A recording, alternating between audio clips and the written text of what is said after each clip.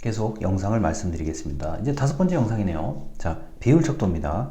133쪽부터 134쪽까지 얘기고요. 비율 척도가 가장 더하기, 빼기, 나누기, 곱하기를 할 수 있는 가장 계산하기 좋은 척도입니다.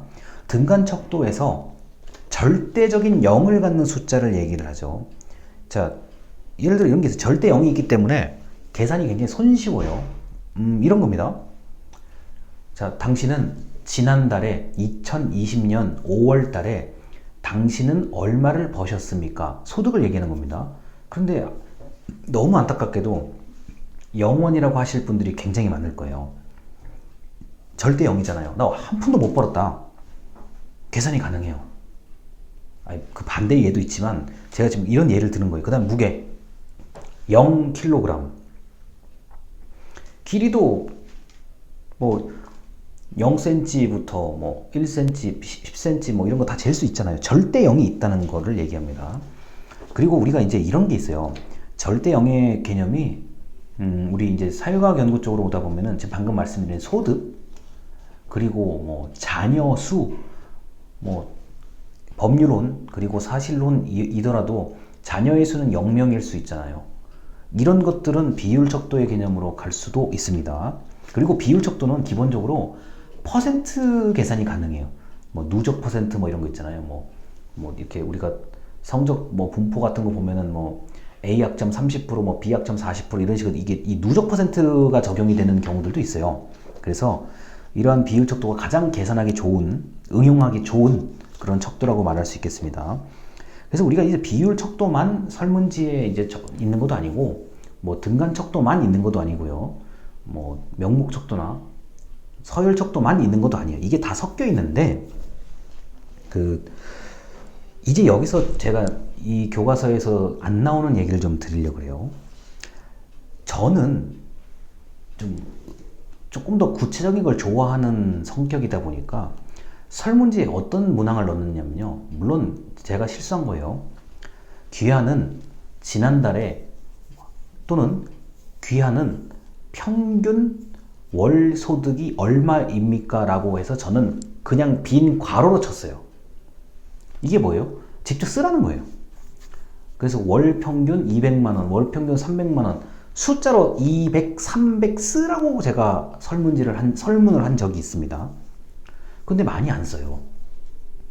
근데 제가 왜 이렇게 그때 당시에 설문지를 이렇게 구성을 했냐면은 저는 이 비율 척도를 알고 싶었어요. 이 비율 척도 개념을 도입한 거예요. 200만원, 250만원, 뭐 300만원, 500만원 이렇게 쭉 자기들이 쓰잖아요. 응답자가 쓰잖아요. 그럼 이거를 다 합해서 평균값을 낼 수가 있어요. 자, 100명을 조사해서 월 소득을 비율 척도로 직접 기입식으로 쓰라고 했다. 그래서 보니까 자, 뭐 월 150만 원이 평균값이더라. 이건 정확해요. 다만 결측치 안 써줄 확률을 각오하고 가는 거예요. 이거는요. 왜냐면 사람들이 그런 걸 공개하기가 꺼려 하잖아요. 대체적으로. 근데 이걸 어떻게 그럼 구분합니까? 자, 100만 원 미만. 뭐 선택지 동그라미 1번 100만 원 미만, 동그라미 2번 100만 원 이상, 뭐 200만 원 이하. 이런 식으로 척도를 다르게 구분할 수가 있죠. 그렇게 되면 사람들이 더 손쉽게 응답을 해줄 거 아닙니까? 근데 제가 지금 방금 말한 이런 식대로 척도를 구성하면 100만 원 이상 200만 원 미만, 199만 원 미만. 그러면 거의 100만 원 차이가 나잖아요. 그 하나의 문항에서 100만 원이 왔다 갔다 하잖아요. 그렇게 되면은 과연 조사가 얼마나 신빙성이 있을까? 전 그런 생각도 해보거든요. 100만 원 굉장히 큰 돈이에요. 지금 우리가 이 영상을 찍고 있는 동안에 10,000원을 못 벌어서 굉장히 막 안타까워 하시는 분들이 전 다수라고 생각을 해요. 근데 그 설문항 하나에 만약에 100만 원 이상, 199만 원 미만 이렇게 해놓고 그 다음 보기에 200만 원 이상, 299만 원 미만 이렇게 해놓으면은 이게 얼마나 정확하게 측정을 하냐는 거죠. 그래서 저는 이걸 비율 척도 개념으로 좀 한 번쯤 환원해서 한 번쯤 조사를 해보기도 했던 사람이거든요. 그리고 뭐 이런 게 있을 수가 있죠. 이용 시간.